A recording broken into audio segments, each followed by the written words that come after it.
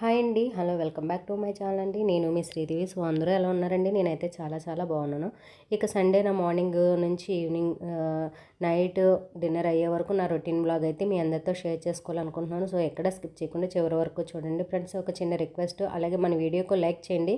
మీరు లైక్ చేస్తున్న వీడియో మరింత మందికి పోస్ట్ అనేది వెళ్తుంది. సో ఇంకైతే వీడియోలోకి అయితే వెళ్ళిపోయే ముందు ఇదైతే నేను ఆషాఢ మాసం ఆదివారం కదండి, నేను ఫస్ట్ సండే ఇద్దామని చెప్పేసి అనుకున్నాను అమ్మవారికి ఇలాగా చీర సారే. సో ఫస్ట్ సండే కొంచెం బద్దకించి కుదరలేదు. ఇక రెండో ఆదివారం కూడా ఇద్దామని చెప్పేసి అయితే అనుకున్నాను. ఇంక రెండో ఆదివారం అయితే అమ్మవారికి ఇలా చీర సారీ పూలు ఫ్రూట్స్ స్వీట్స్ అన్నీ పట్టుకెళ్దామని చెప్పేసి నేనైతే ముందు రోజే స్వీట్స్ ఫ్రూట్స్ తెచ్చేసుకున్నానండి. ఇంక ఇలా అయితే ఇచ్చేస్తున్నాను, ఒకసారి చూసేయండి.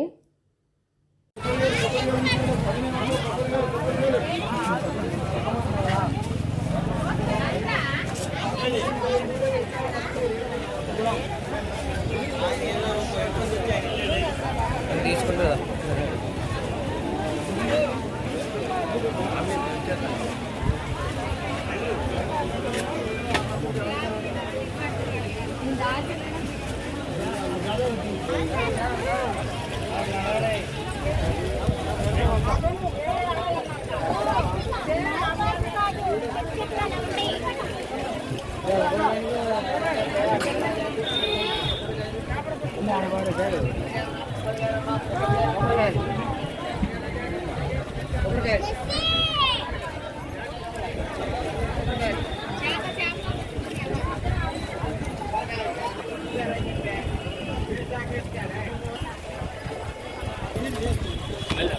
అది అక్కడ పట్టు.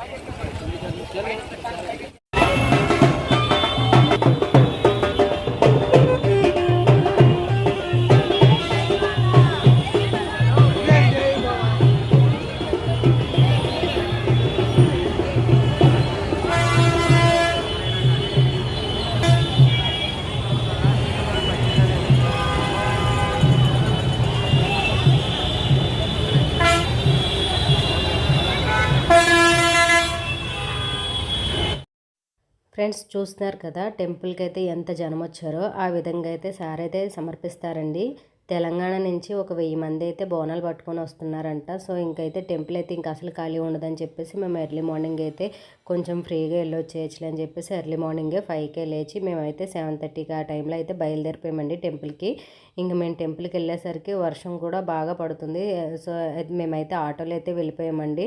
ఓలా బుక్ చేసుకుని మేము చక్కగా ఓలాలో అయితే వెళ్ళిపోయామండి. ఇంకా వెళ్ళేసరికి అసలు ఒక రేంజ్లో ఉందండి క్రౌడ్ అయితే. పైన కొండపైకి వెళ్ళేది ఘాట్ రోడ్ అయితే మూసేశారు కదా, సో మొత్తం అంతా లిఫ్ట్ ద్వారానే కాబట్టి అసలు అక్కడైతే అసలు చాలా రష్ అయితే ఉందండి. క్యూ లైనే చాలా వరకు ఉందండి పైకి వెళ్ళడానికి లిఫ్ట్ దగ్గర.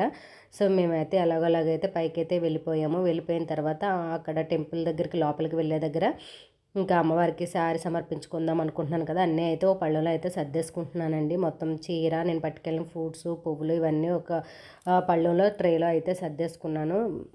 సలివిడి అయితే పట్టుకెళ్ళాలండి సారితో పాటు. సలివిడి అయితే నేనైతే ముందు రోజు రాత్రి అవన్నీ తెచ్చేసుకున్నాను కదా, ఇంకా అవన్నీ ఒక పళ్ళులో పెట్టేసుకొని చక్కగా అందంగా అయితే సర్దేసుకున్నానండి. సర్దేసుకున్న తర్వాత గుళ్ళోకి వెళ్ళి అమ్మవారికి అయితే అవన్నీ సమర్పించేసి తిరిగి రిటర్న్ అయితే వచ్చేసాము. ఇంటికి వచ్చిన తర్వాత పిల్లలకైతే బ్రేక్ఫాస్ట్కి ఈరోజు కొంచెం సండే కదా అన్నారు, ఎగ్ నూడిల్స్ చేయమ్మా అని చెప్పేసి అయితే అడిగారు. నూడిల్స్ అయితే లేవండి, బయటికి వెళ్ళి తెచ్చుకోమంటేనేమో వర్షం అయితే వస్తుంది. కొంచెం అసలు విజయవాడలో వర్షాలు అయితే 2 రోజుల నుంచి అసలు ఎడతెరపు లేకుండా అలా సన్నగా పడుతూనే ఉన్నాయండి మాకైతే. నాకు ఒకటే కాఫ్, బాగా దగ్గు అండ్ అలాగే జలుబునండి. కొంచెం వాయిస్ ఓవర్ వేయడానికి కూడా చాలా కొంచెం ఇబ్బందిగానే ఉంది. సో ఏమనుకోవద్దు ఫ్రెండ్స్. ఇంకా ఇక్కడైతే ఇంకా పిల్లలకి ఇంకా ఎగ్ నూడిల్స్ అడిగారు కదా, ఇంకా బయట వర్షం కూడా వస్తుంది, వాళ్ళైతే తెచ్చుకోవడానికి కూడా ఇబ్బంది పడ్డారని చెప్పేసి ఇంకా ఇడ్లీ ఏం తింటారులే అని చెప్పేసి ఒక ఆమ్లెట్ వేసి కొంచెం రెండు ఇడ్లీ తింటారులే అని చెప్పేసి ఇంకా ఇడ్లీ పెట్టి ఆమ్లెట్ అయితే వేసేసానండి మార్నింగ్ బ్రేక్ఫాస్ట్కి.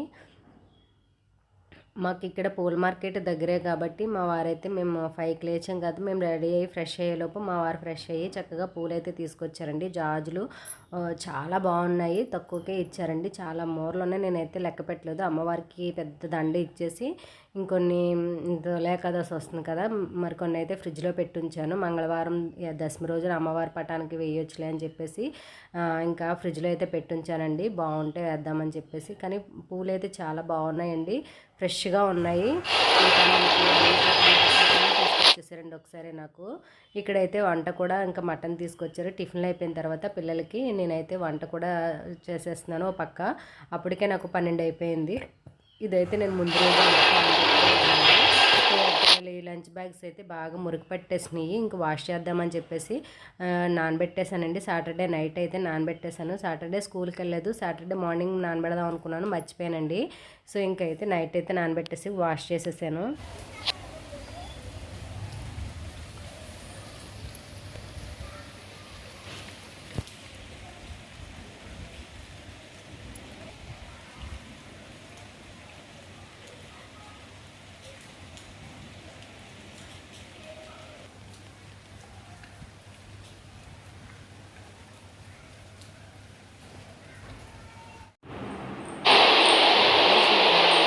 నైట్ అయితే డిన్నర్ అయిపోయిన తర్వాత బయట అయితే వర్షం బాగా పడుతుంది కదా, పిల్లలైతే బర్గర్ తెచ్చుకున్నారు. ఇంకా బర్గర్ తినేసి రైస్ అయితే ఎంతో తినలేదు, కొంచెం రైస్ తిన్నారు. ఇంకా భోజనాలు అంతా అయిన తర్వాత మార్నింగ్ నేను మళ్ళీ లంచ్ బాక్స్కి ఇలాగైతే సర్దేసుకొని ఉంచుకున్నానండి. మళ్ళీ హడావిడి పడకుండా ఈ విధంగా అన్నీ పెట్టేసుకొని ఉంచుకున్నాను. Kitchen counter top, gas stove అన్నీ అయితే నీట్గా కడిగేసుకొని గిన్నెలో పాలు అయితే తోడుపెట్టేసుకున్నానండి.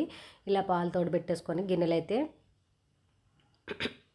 గ్యాస్ కౌంటర్ టాప్ ఇవన్నీ క్లీన్ చేసేసుకొని ఉంచుకున్నానండి. నేనైతే డిన్నర్ అయిపోయిన తర్వాత ఈ విధంగా నీట్గా అయితే కిచెన్ గ్యాస్ స్టవ్ అవన్నీ కడిగేసుకొని గిన్నెలు అయితే కడిగేసుకొని షింక్ కూడా నీట్గా కడిగేసుకున్నానండి. ఎందుకంటే నైట్ టైం బొద్దింకలు అవి వస్తాయి కదా, ఇలా నీట్గా కడిగేసుకుంటే చక్కగా బాగుంటుంది కదా అని చెప్పేసి ఇలా నీట్గా అయితే కడిగేసుకొని అట్టే పెట్టి ఉంచేసుకున్నాను. బొద్దింకే హడావిడి ఉండదండి.